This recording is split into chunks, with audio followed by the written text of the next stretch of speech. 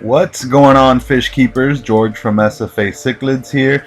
Today I am very excited to show you something that we've been working on for the past week or two, and it is setting up a 10-gallon aquascaped shrimp tank.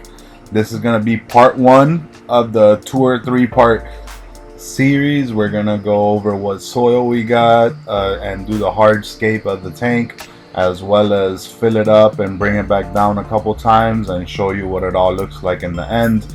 In the next part, we're gonna put the plants in and maybe even the shrimp.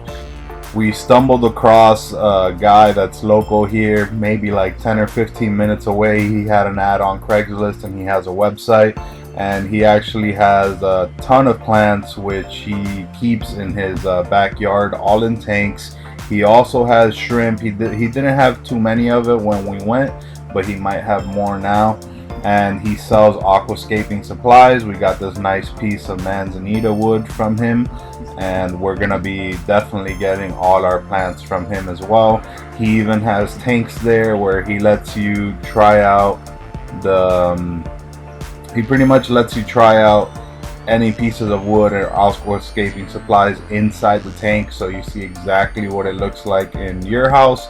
And if you take your tank to him, he said he had somebody with a 75-gallon tank go over there and set it all up. And so we've never really had a fully planted tank, mainly because all we keep is African cichlids, and if you know anything about African cichlids, they usually don't do well with plants.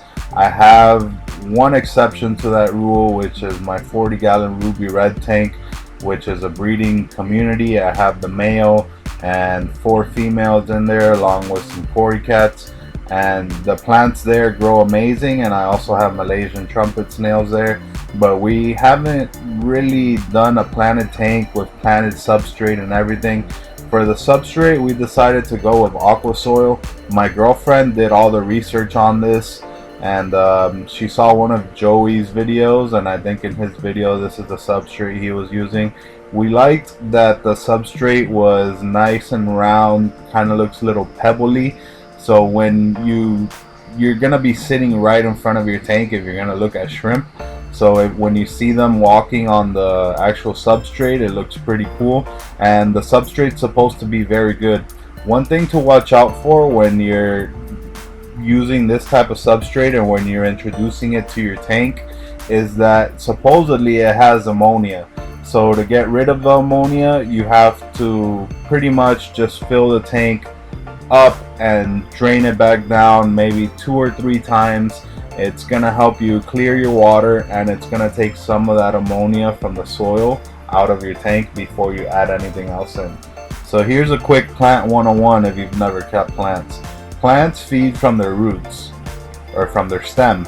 Some plants need to be planted into the soil. Other plants need to be attached to driftwood or to some rocks, something like that, like Anubias, because they feed from the water column.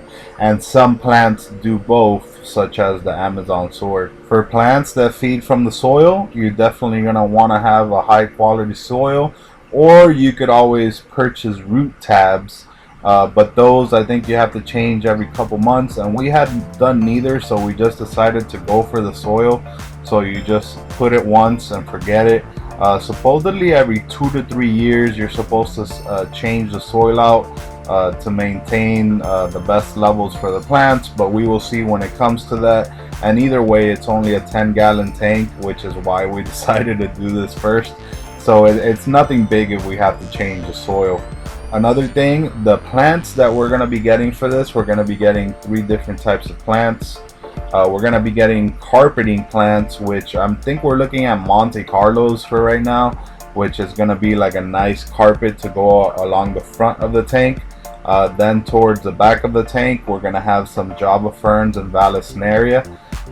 He has some Tiger Vallisneria, which is pretty cool. And I did see a red plant that I really like too, so we're going to be getting that red plant in the background too.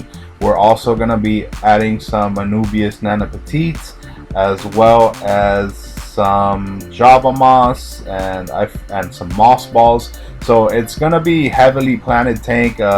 I really like how the hardscape started coming out. We bought the rocks from this guy too, as well as the Manzanita, and the driftwood piece is just beautiful in my opinion. We didn't really make too many hills or anything with the soil, but we might change it up a bit. But I think it looks pretty good when you look at it from the front, and what it's really missing is the plants in there to give it depth. I'll be releasing the next part of this video next Thursday at 4 p.m. Eastern Standard Time, so stay tuned to that. I hope you guys did enjoy the video, and I hope this gives you some ideas of what to do.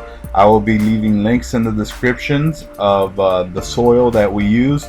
It is going to be an Amazon Prime affiliate link, which helps me out tremendously. If you do decide to order anything from them, I do get a small percentage. You will not be charged more. So thank you all for watching again. If you did enjoy the video, please give it a big thumbs up. If you haven't subscribed already, please do so and hit that notification bell to be alerted when my next video comes out. I'm gonna link a couple playlists here in the end just in case you wanted to watch more from my channel. One of the playlists is called Fish and Music. It's just to help you relax. Got some great footage with my professional camera and put some relaxing music over the background. Next to it is the fish keeping tips playlist. A lot of information here, guys. And last but not least, some product reviews. See you on the next video this Saturday at 4 p.m. Eastern Standard Time. Later, y'all.